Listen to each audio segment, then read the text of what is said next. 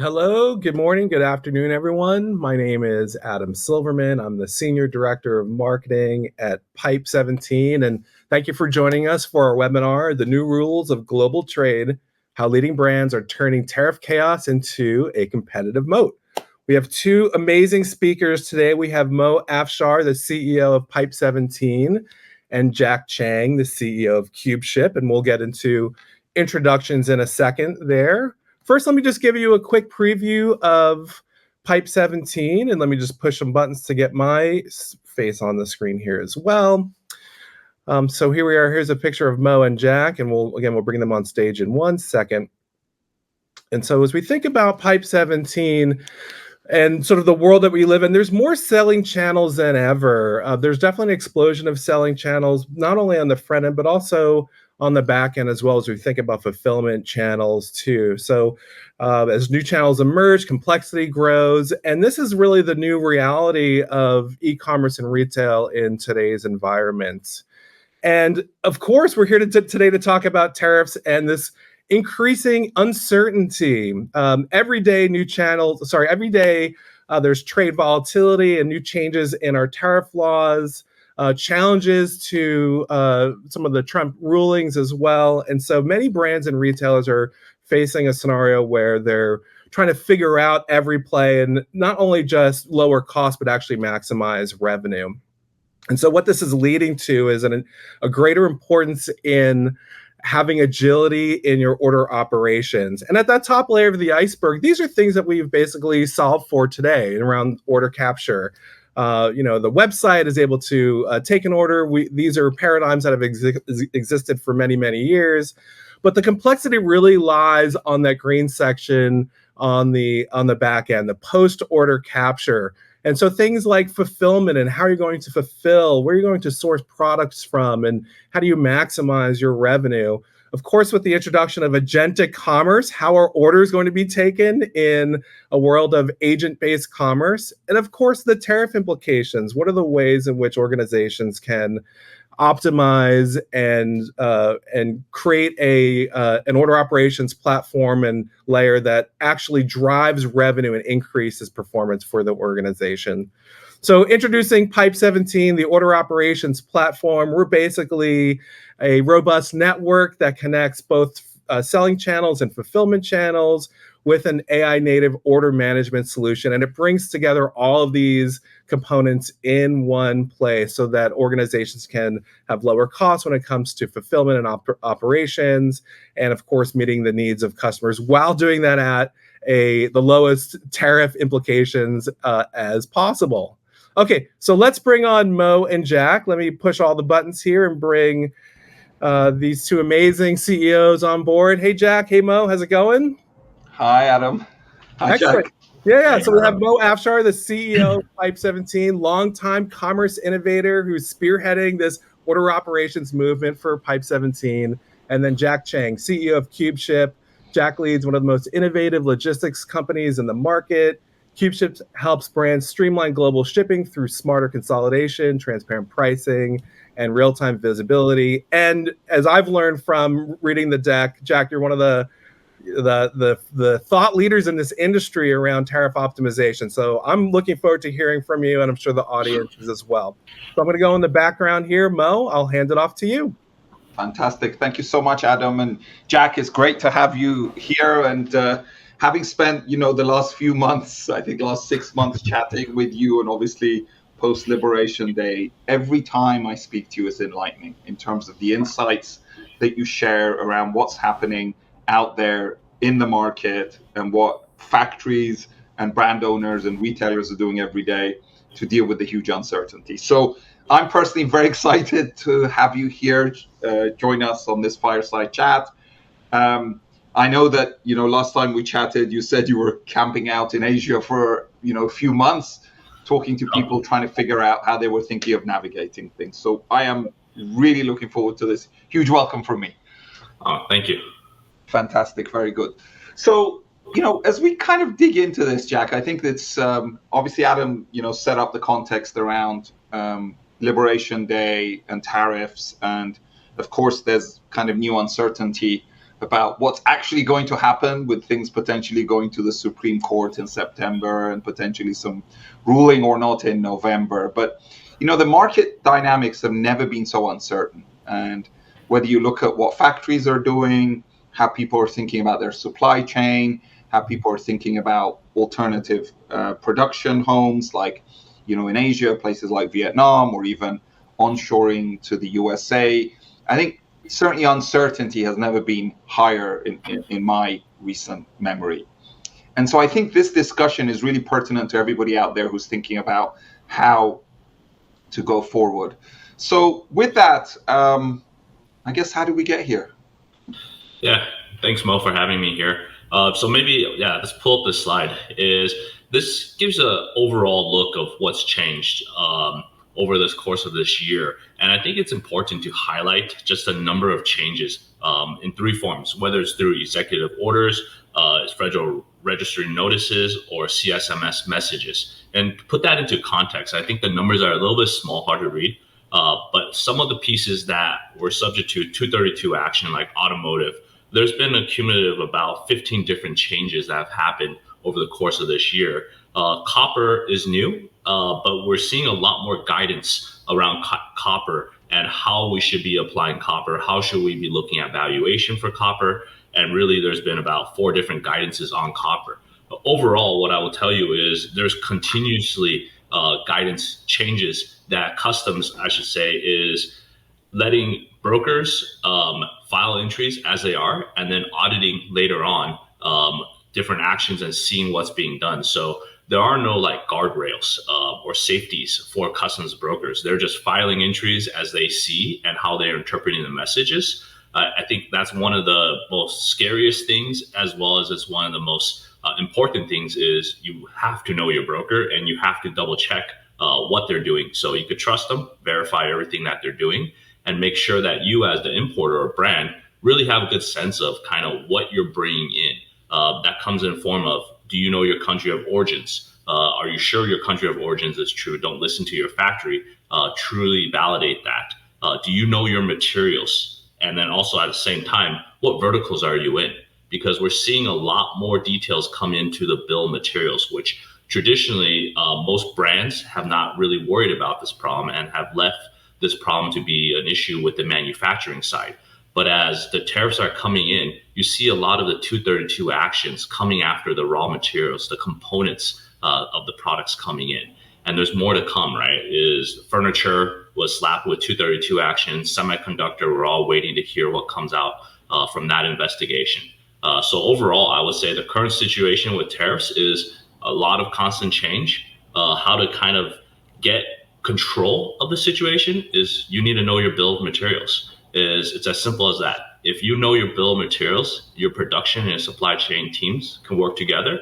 And I think you're going to have a good strategy to at least be able to explain your problem to the people that could help you. Fantastic. So for those people perhaps who are attending who don't know about these 232 actions, would you elaborate a little bit what those are about? Yeah, so there's numerous different tools that President Trump and the administration has used to add additional tariffs. In his first term, 301 tariffs were being used as investigations that created list 1, 2, 3, 4A, and 4B. So that was the first phase that was investigated in China. There's been 232 that's targeting specific verticals. This particular verticals or particular item groups is you see automotive as one of the items that there's being targeted. Semiconductor, there's been investigations into semiconductor that the reportings haven't been found, haven't been substantiated or sent out yet. And then there's furniture that was recently triggered as like 2 weeks ago. And 232 actions are just additional duties that get added in addition to kind of some of the other duty mechanisms that have been created, like IEEPA tariffs. Okay, perfect. Let's talk about IEEPA tariffs next. Yeah, let's talk about it. So IEEPA tariffs, a lot going on there. Adam, do you mind pulling up the slide that we have on IEEPA? Because I think one of the questions that a lot of news is getting right now is IEEPA was ruled based off the Court of International, the CAFC, the U.S. Courts of Appeal, ruled that the president didn't have the authority to issue the tariffs. So what does that mean?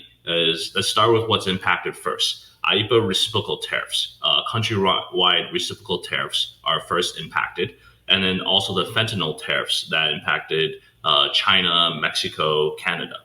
So the timing of this entire situation is the date that there was a certificate petition being filed for motion to expedite, meaning that decision right now is with the Supreme Court. Now, once the Supreme Court makes a decision on this, the next steps is the administration has actions that they can either choose other outlets to increase tariffs that IEEPA would then be ruled unconstitutional, such as 122, Section 301, or more Section 232 investigations. And keep in mind is Section 301 related to China 4A has been suspended for quite a bit of time, but that covered the majority, like 70% of the additional items coming out of China. So I think there's a lot more if the administration wanted to focus on country like China, or there's broader actions that the Trump administration could take. But for you guys, I think the biggest question is, how do I get my money back? Is it possible? So we gave some kind of a quick importer action list of what's easy, what you should be doing now, and then what's a little bit harder to tackle or to be able to get some of your IEEPA tariffs back. So first is, I would highly encourage is, if you're not on ACE, is sign up for ACE, because ACE for importers, as long as there's an importer record, gives you access to your data as the broker. Every single broker that's filing customs entries on your behalf information is pulled into your ACE record. ACE record is something that you could run the reports on and know whether or not your broker is doing a good job classifying things correctly, filing entries correctly, and it's free. It's not like the U.S. government is charging you anything for this, so it's a matter of signing up. And we'll give you the link on how to sign up for it at a later summary slide. Second piece I will say is record keeping is critical. Many times importers are leaving record keeping up to the broker, sending packets to you.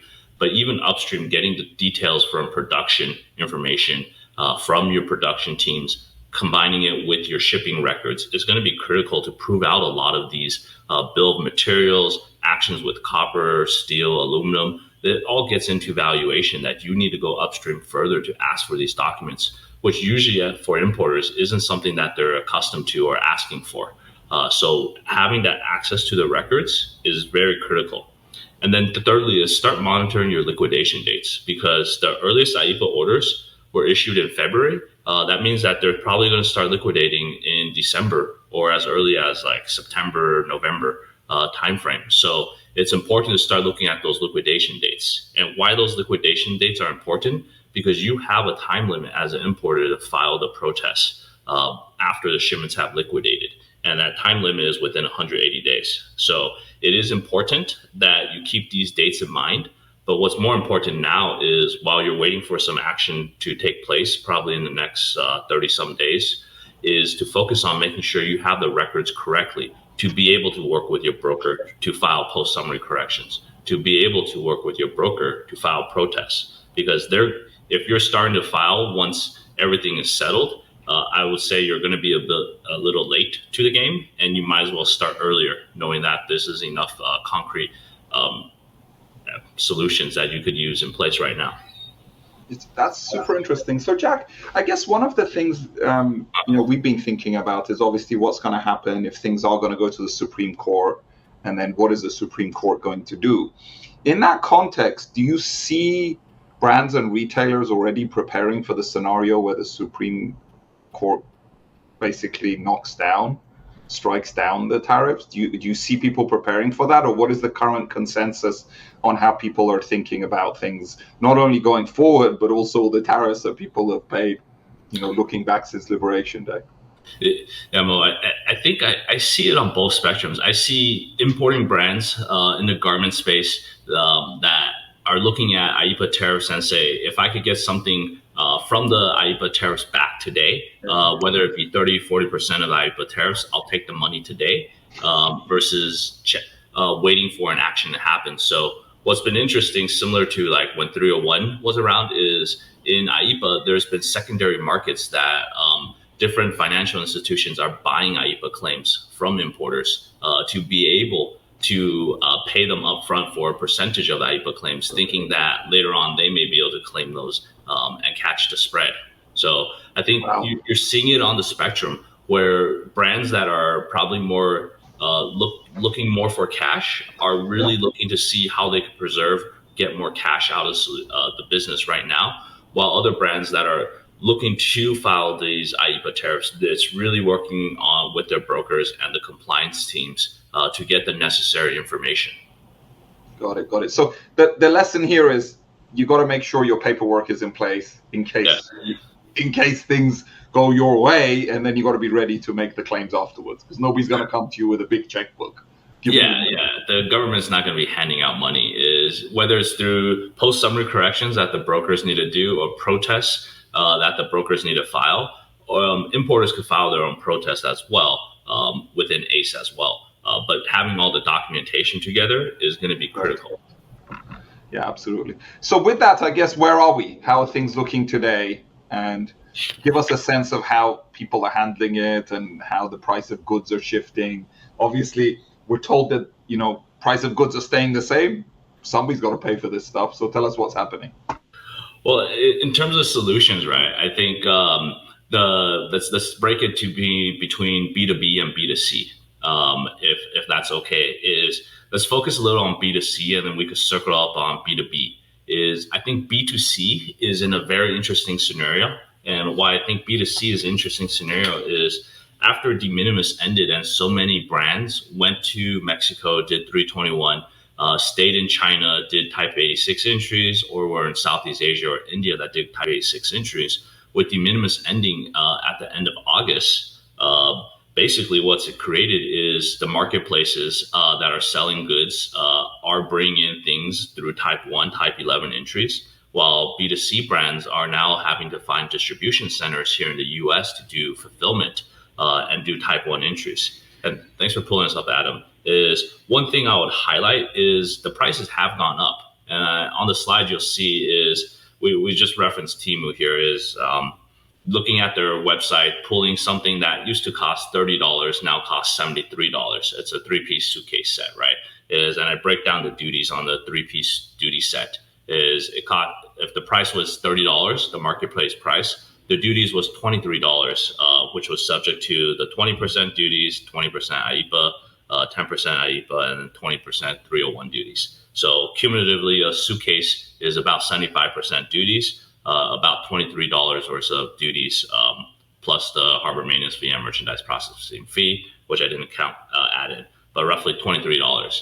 Now, one interesting solution, I will tell you, Mo, that's been created from the USPS and the post office is this foreign postal channel to the US Post. And what I mean by the foreign post to US Post is the rules and regulations are written where US Post is only subject to the IEEPA tariffs. Okay, so if they're only subject to IEEPA tariffs, what does that mean in the China scenario? I break it out here is it's only subject to 20% and 10%. So something that costs $30 would only face a $9 duty liability, which means there's a $14 savings here. So I don't know if it's direct or indirectly, but there's been a new channel that's going to probably replace 321 here. It's replaced 321 as the new solution to be able to bring things into the U.S., work with the foreign post, and work with the U.S. Post as the final mile carrier to get products to the U.S. consumer. This is all very new. It's been about 3 or 4 weeks in the making. This is the new e-commerce model. And I think it is something that is worth looking at because there is some savings here, especially as you look at if you're only paying IEEPA tariffs, you're saving on your M&F duties. Fantastic. So I have one question, and then there's an audience question I'd like to take as well. So as you look at this, I guess, so is there, just to clarify, Jack, so remember, Section 321 was essentially a dropship model from abroad. So are you saying that if the carrier basically essentially takes it from customs in the US is USPS, then there is less tariffs than if it's a UPS or a FedEx or a DHL? Is that what you're saying? Essentially, yes, is Wow. moving it through integrators like UPS, FedEx, DHL. They're not allowed to be able to take advantage of the lower kind of IEPA tariff model. I could cite the regulation later, Sure. but basically the post office has this channel that's been created, and we as a qualified party have been working with multiple foreign posts to enable this solution, because as of like August 29th, all foreign posts have basically stopped shipping packages to the US. And I think this everyone's looking for a qualified party to be able to enable this e-commerce solution again. I myself, having spoken to many foreign post offices, they're excited to get started. We're working through the pilots, and we probably will be up and running, getting foreign mail here in like a week. Got it, effectively. So what your expectation is in a week, those foreign postal services will resume shipments, and that those shipments will clear via basically USPS here in the US. Correct. Okay, fascinating. Okay, well, that's definitely, I'm sure the audience is going to be super interested in using that as a tool to reduce their cost. There is a question from the audience, and I'm just going to read it out, which is, there's a lot of noise about the exact tariffs based on the country and the materials. What source of truth or website, Jack, would you follow? Is this all, should we assume broker has all of this information? Is there something we can get? I guess there's a good application for AI here somewhere as well in ChatGPT. But how would you answer this question in terms of, how should people know what the source of truth is? It's so hard to keep tabs on. So I look at 4 sources of truth right now. And sad to say is Truth Social, because it seems like Truth Social with Trump is pushing the earliest content before it's even released through the government channels. The executive orders, which is on the White House press, is what's being issued by the executive order. The federal notices, FN notices, are what actually is written in the federal notices. It's important to know federal notices have published versions and unpublished versions, which are draft versions. So you want to look at both. And then lastly, you want to look at the CSMS messages, which are the customs messages that say what's going on with the particular application for brokers. So should you assume your broker always know this? I would probably say no, because brokers need to go through continuous education. They need to stay on top of this. And it's there is mandated continuous education credits, but it's really up to individual brokers and their teams whether or not they're staying on top of this information. From my experience as being a broker, it's been tremendously difficult to keep up with all this information. We cite all the different changes because those are all the weekend readings, all the updates that we need to stay in front of with customers. And also is not one broker may know everything. I, for myself, for example, I do a lot of garments, electronics, automotive. So I feel very comfortable in those. But if I have a question about furniture, I got broker buddies in furniture that I would talk to about particular categories there. So I think it's important to get multiple sources of truth, but ultimately where you should, as an importer, be relying on information is from these public notices, reading through these. And if they don't make sense, throw them into GPT and you'll probably get better response from it than most brokers. And then from there, I think then you could ask your broker these particular informations and they'll probably be more receptive. Got it. Okay, well, that's a good application for AI. But the truth is, it's incredibly hard to keep tabs on something. Something that hasn't changed in like decades, changing like on a weekly or every monthly basis during the last 3 to 6 months. It's a lot to keep tabs on.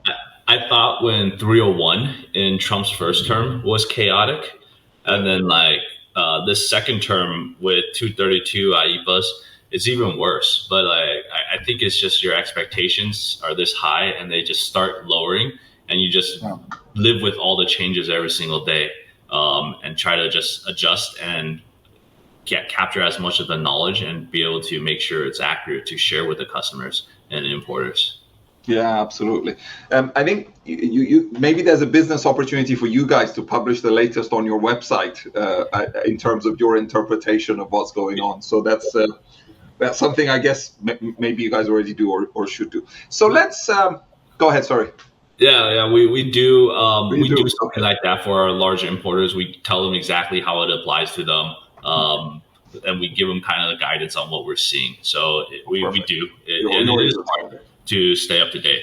And part of the reason why Mo, like you mentioned earlier, while I was in China for this long, was I work with a lot of factories in China and Vietnam and Southeast Asia. So we spend a lot of time with these factories, explaining to them different strategies that they can use or what they're looking to do. And sometimes it's on behalf of brands. Sometimes we work with the factory directly in DDP models.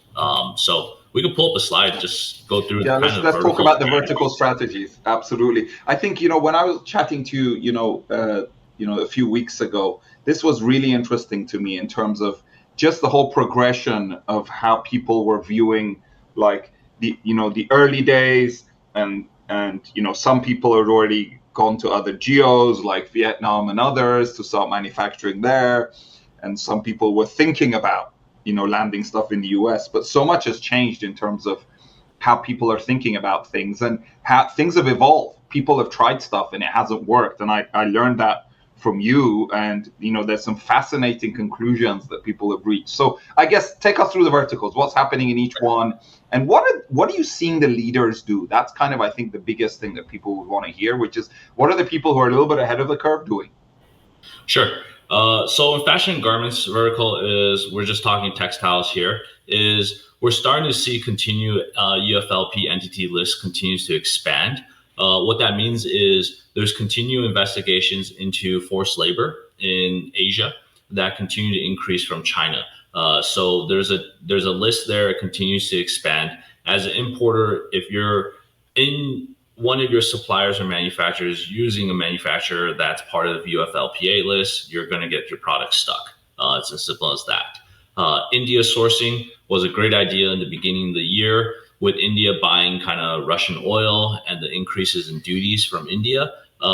India sourcing continues to be a challenge, both from a duty standpoint and then from a quality control standpoint. So having spent quite a bit of time in India and traveling there, is we had a lot of customers very excited to move into India, look at India as India to US East Coast routing, getting product to market faster through that routing.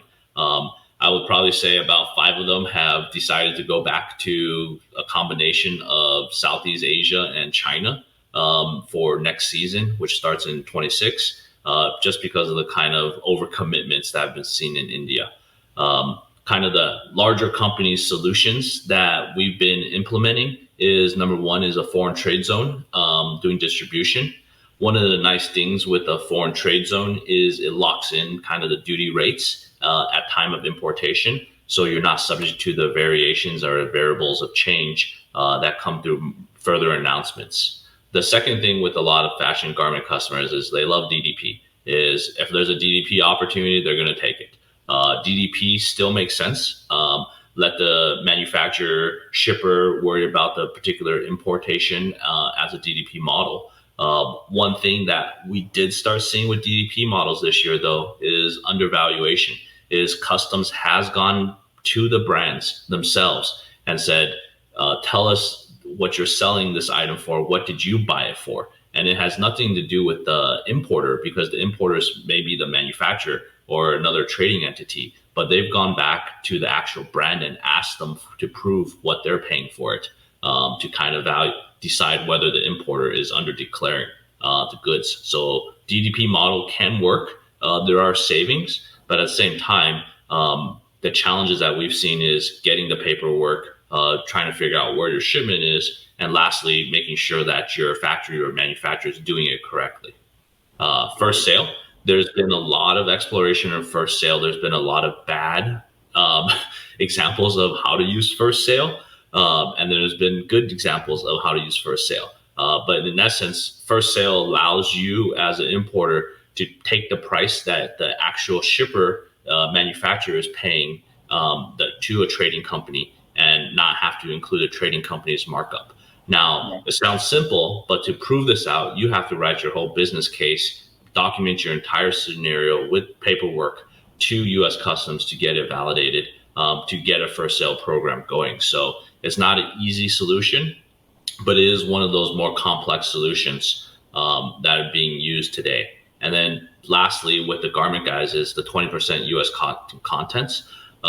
You can use U.S. originating cotton in overseas and be able to take a deduction off that versus your items. So that is something that I'm starting to see more interest in. And part of that is also like some of the big box retailers like the Costco, Walmarts did already have these requirements to a lot of brands. So the U.S. cotton requirements, I see that probably taking more shape and form through the different associations into 26 to be able to have more brands sourced from U.S. cotton further enhanced abroad in their manufacturing process. Fascinating. So this first sale thing is really interesting because at the end of the day, what it enables you to do, which is the retailer or brand, is effectively not pay tariffs on the margin, right? So, and this could be substantial, right? I mean, in terms of reducing your costs, right? Yep. Yeah. So super interesting. Yeah, I would say if there's people on the webinar that's interested in a first sale, reach out to Mo, reach out to the Pipe 17 team. They could work with us. We could help evaluate it. One thing I would stress though is do not take your manufacturer's first sale recommendation. And if they're a competent broker or service provider, there should be a fee that they charge, but there shouldn't be this upfront fee. Yeah. And Mo, I bring this up because I had a good buddy of mine that asked me yesterday, hey, do you know about first sale? This Chinese consulting company is charging me 500,000 RMB and says they guarantee I could get set up as first sale. I went through the 5 whys, asked them the questions. It's just another kind of shakedown in China trying to get money off of poor importers. So buyer beware. Yes, so yes. On this fashion garment question, before we move on verticals, there's also this thing around effectively this substantive transformation concept, right? So effectively where people have used that in order, whether it's, the goods that are coming in and repackage them in the US or somewhere else. So have you seen much of that work out there? You mean in terms of like country of origin shifting? Yes, the rules around garments are very, very straightforward. Where the last stitching and where the item is being made, that's where the country of origin is. We've been researching this, trying to get cotton from abroad to turn into fabric or yarn and into fabric to try to see if we could get country of origins changed. It's extremely difficult. There's a lot of rulings already related to this. That make it even harder. So I would say that if you're in the apparel fashion business, is do more tariff engineering. Example of that is instead of using cotton, you look at material, if you're making jackets, for example, let's look at material that has that's waterproof. Through the DWR testing allows for a duty rate that's in the 7% versus the 20-some% duty rate. So there is different combinations of fabric. There's different combinations of like use purpose of your garments that if you guys make small tweaks as an importer, maybe you'll save a lot of duties. But again, it's working with a broker that looks at these items and says, can you guys do this? And then having a design team, ultimately a production team that's willing to explore this. Because most 9 out of 10 times we'll tell the brand, hey, can you look at this material? And they'll say, yes, it's great. Design says, no, we don't want to use it. Or production says, no, it's not possible. So internally I think if all the different teams are willing to look at something and think differently, there's definitely tariff engineering opportunities that all brands could take advantage of. It's just whether or not they're willing to look at it. I love it. I love it. So that tariff engineering, which goes back into product engineering. So regulation determining product. Let's talk about electronics and automotive as well, because electronics clearly is a big vertical. We all buy electronics. A lot of it's manufactured in Asia and China. What's happening there? Yep. So electronics itself here's the breakdown. There's a lot of things. Anything that has a chip that has memory, resistors, capacitors I think there's going to be a lot of investigations or findings from the 232 investigations. The administration really wants to know where these components are coming from. And even as early as the first administration, there was questions around where are the resistors, capacitors coming from. Is there spyware on the PCBA assemblies coming out of China? These are all valid questions, but I think there's this ongoing concern that a lot of the upstream components are still being made in China, even though the final assembly could be done in Southeast Asia, Vietnam, whether it's in Taiwan or Mexico.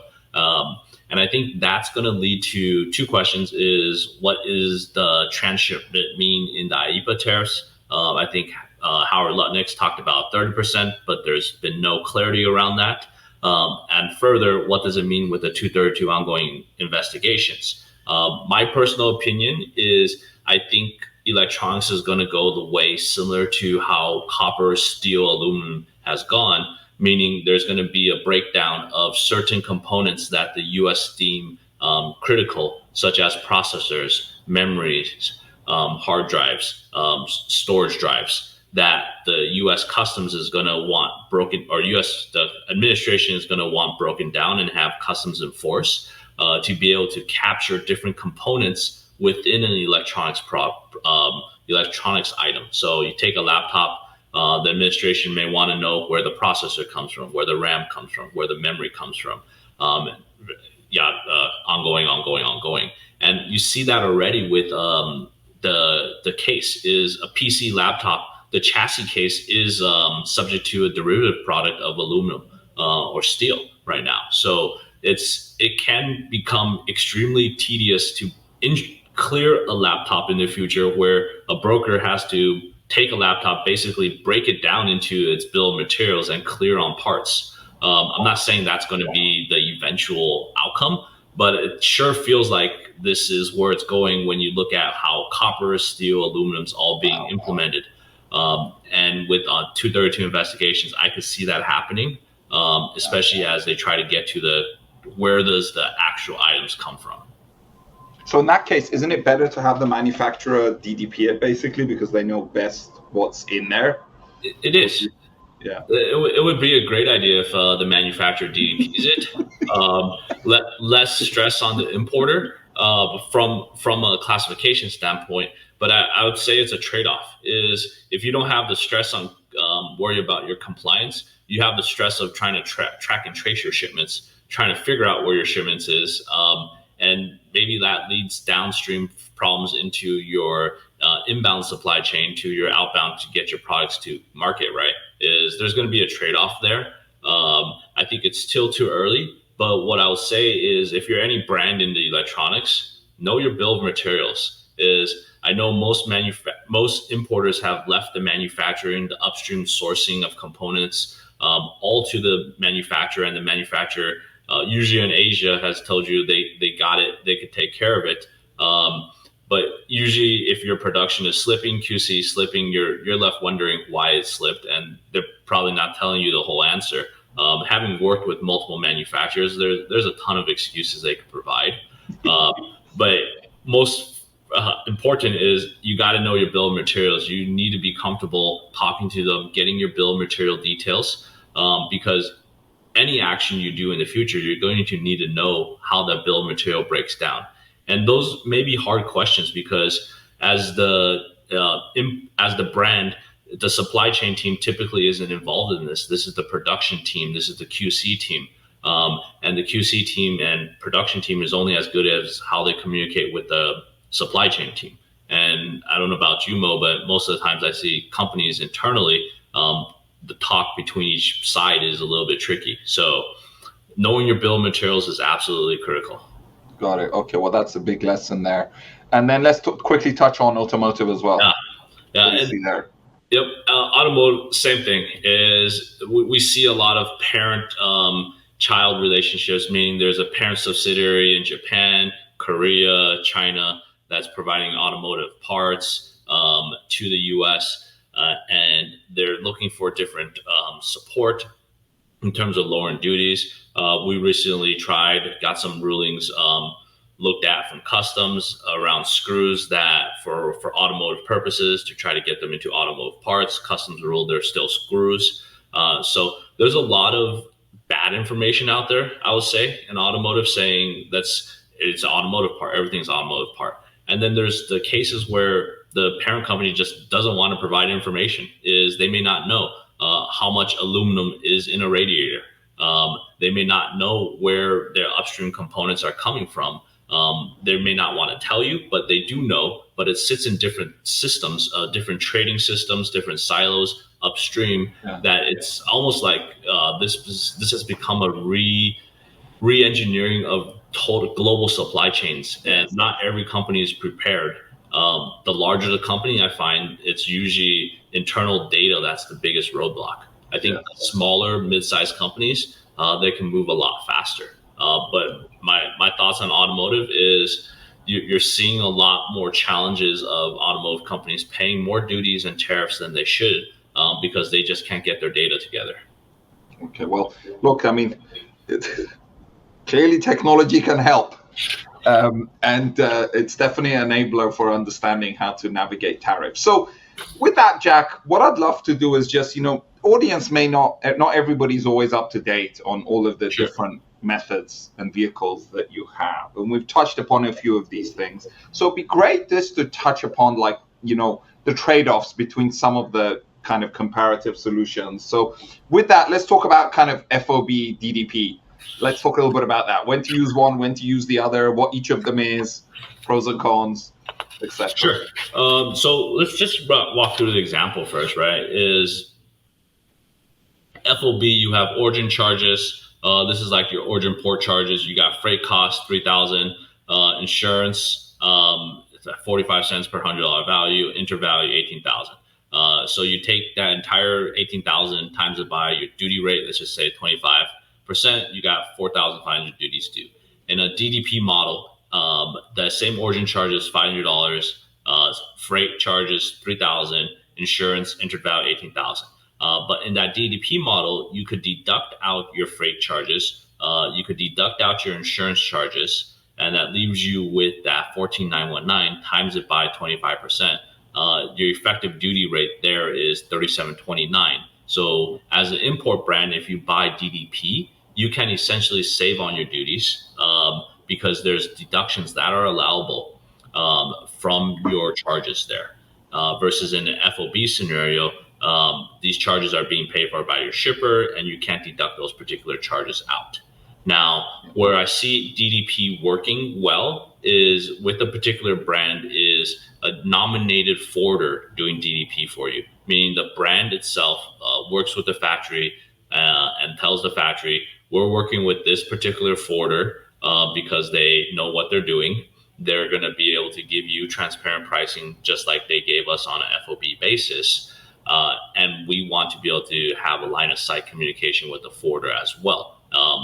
And then that way, the manufacturer listens, works with the forwarder, and be able to present documentation. The forwarder is not billing the brand, it's billing the manufacturer. So the forwarder needs to be able to have foreign offices overseas to be able to enable kind of foreign billing. And then the brand is happy because they still work with the existing forwarder, they get their reports, but the brand really is not the importer at that point. The importer is the manufacturer. So it's a lot of kind of communication that needs to happen to kind of make a successful DDP program. But on paper, it makes a huge amount of sense because at the end of the day, you're not paying tariffs on the landed cost, which is the shipping and the insurance and all that stuff. That becomes a manufacturer's margin hit, and therefore you don't have to pay tariffs on the back end for it, or they don't, which is substantially less. Okay, that's fantastic. Very, very, very good. And are you seeing the manufacturers lean into DDP? Because obviously it's a risk for them, right? Are you seeing them do more of it? Of course, I'm seeing the whole spectrum of DDP. I'm seeing legitimate DDP and illegitimate DDP. And what I mean by that is the illegitimate DDP cases are under declaring goods, spun up IORs that are only going to last for a year, and being able to just import in under declared values. And customs is getting really good at catching these.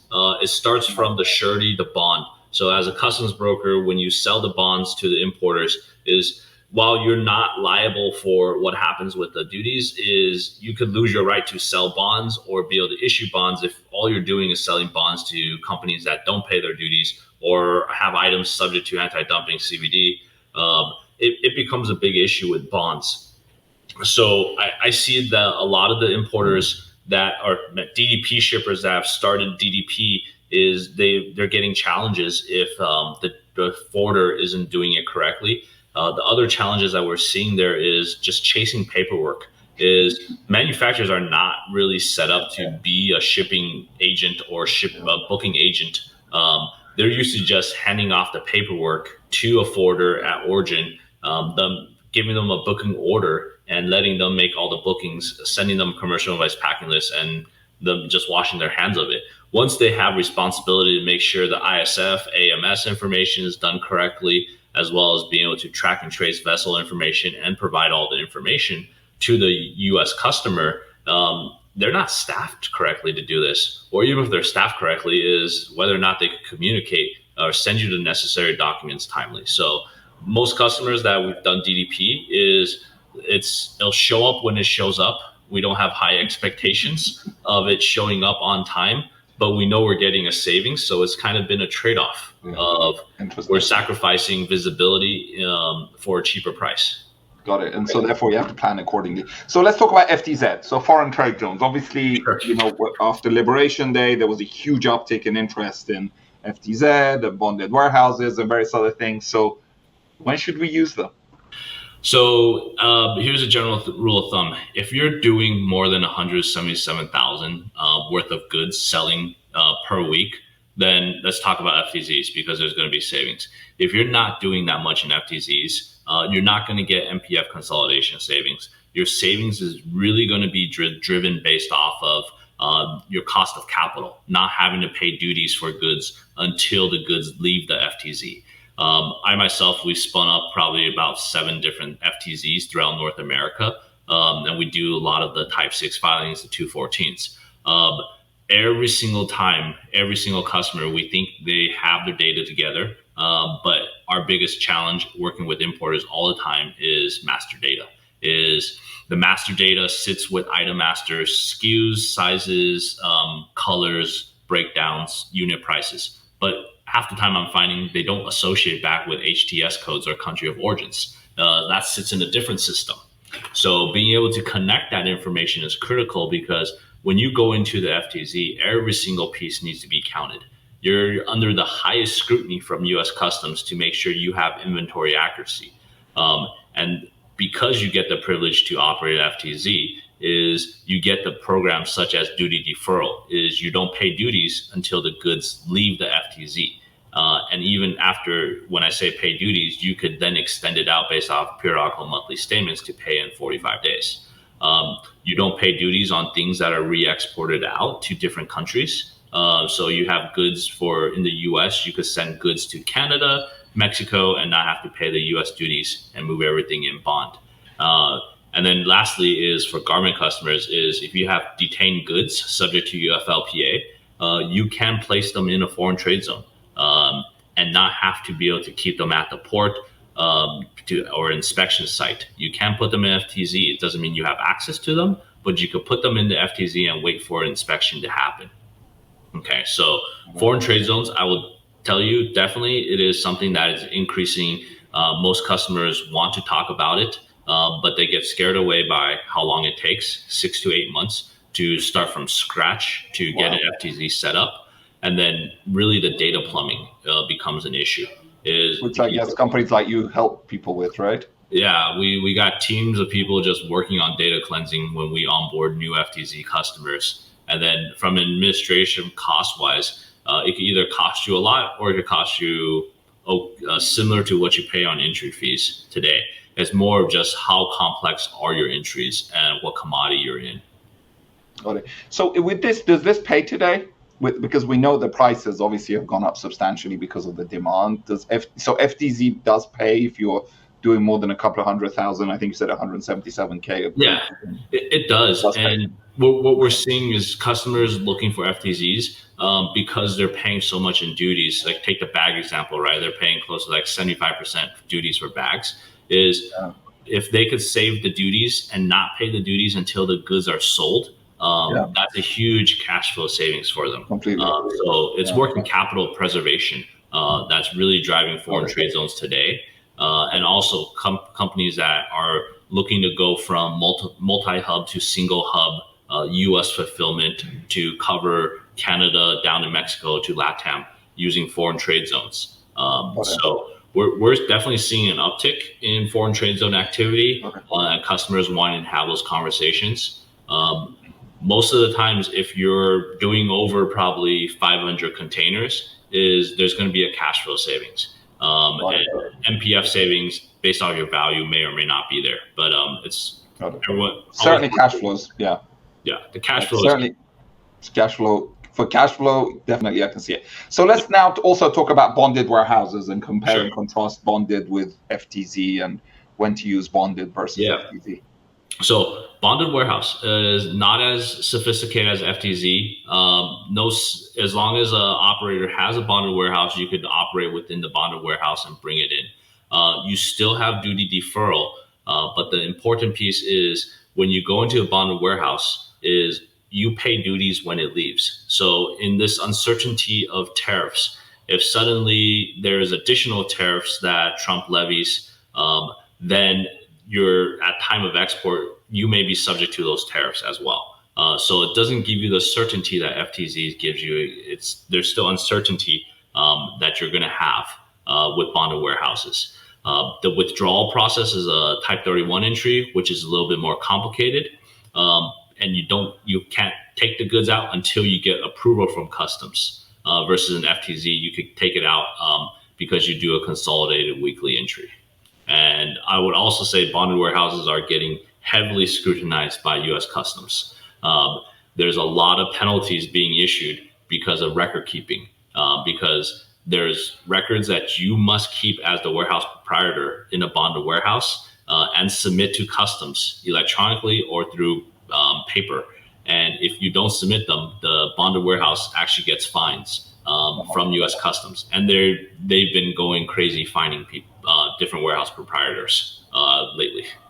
Ouch. So when should you use bonded versus FTZ? I mean, when would people using bonded? If you need a quick solution and there's a bonded warehouse that you just want to bring it in, but you're not sure whether or not you're going to sell it to Canada, Mexico, or the US, and you just want to bring it in and see and wait. And it's a gamble, Mo. If the duties go down, maybe you get a better benefit. If it goes up, then it's kind of you need both FTZ and bonded warehouse to leverage your play, right? Is bring into bonded duties, look to go up, move them to a foreign trade zone, lock in duties. And then you have a best of both worlds.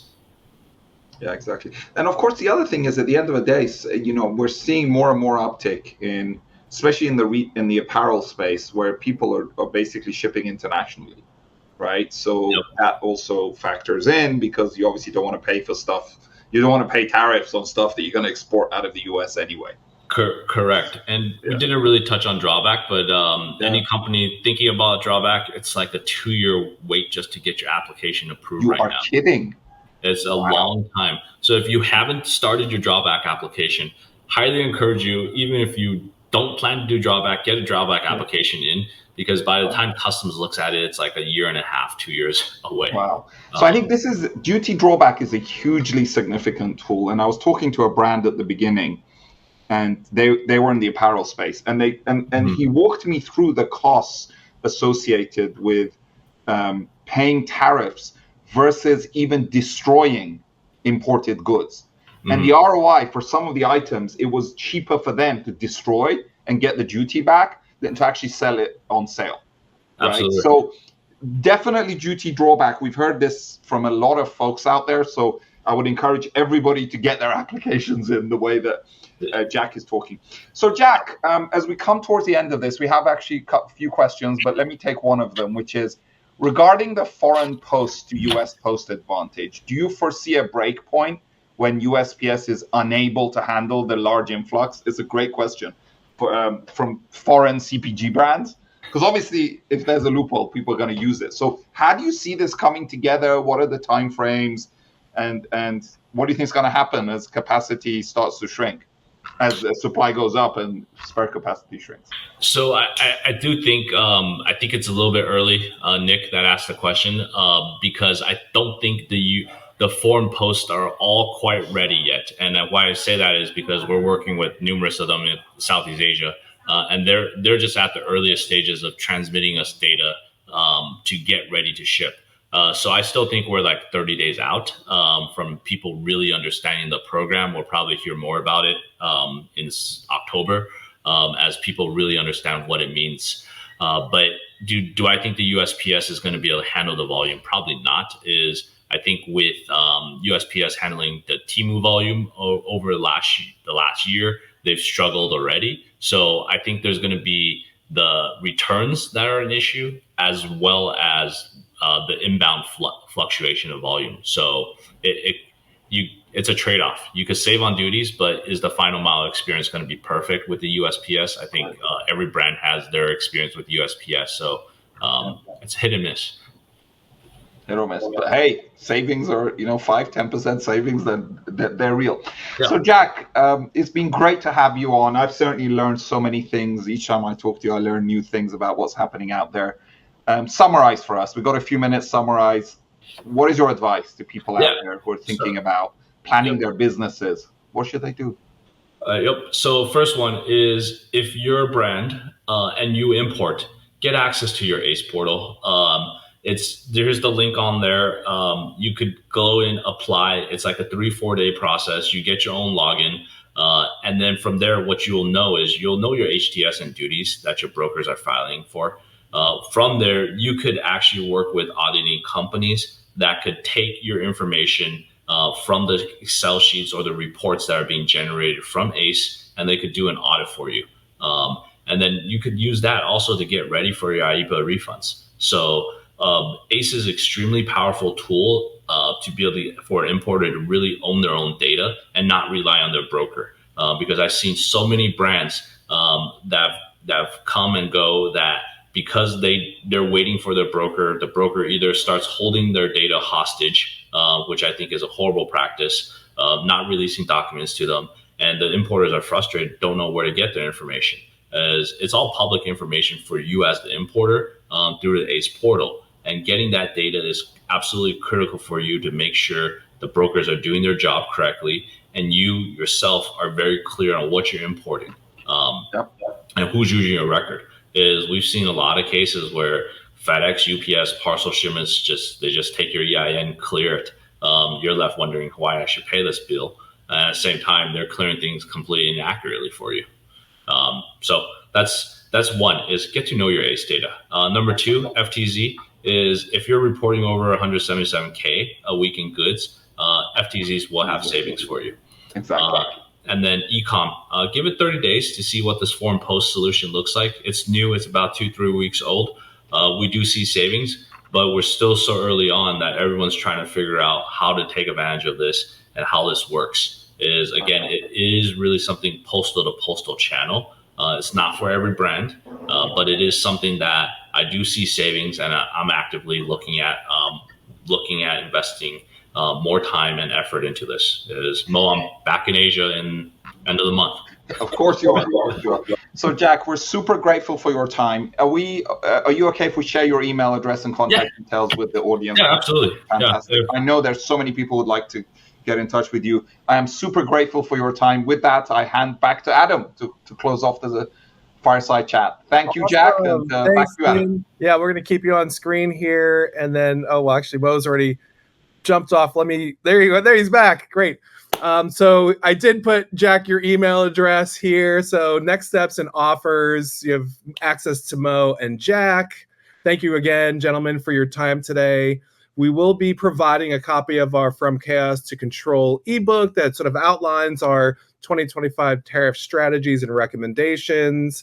Post-event, we'll send you also a link to download our new total cost of ownership report with Shopify. And then for those who want to go deeper, we have a new program called Core, where you can meet with our strategy team and do a free analysis of your business and how to optimize your operations and see the actual results for savings and the benefits. And so we'll walk you through that. Again, post webinar, I'll share all this information with you on email. Okay, great. With that, thank you so much, everyone. Have a great day. Thanks, Jack. Thanks, Mo. Talk to you all soon. Take care. Thank you.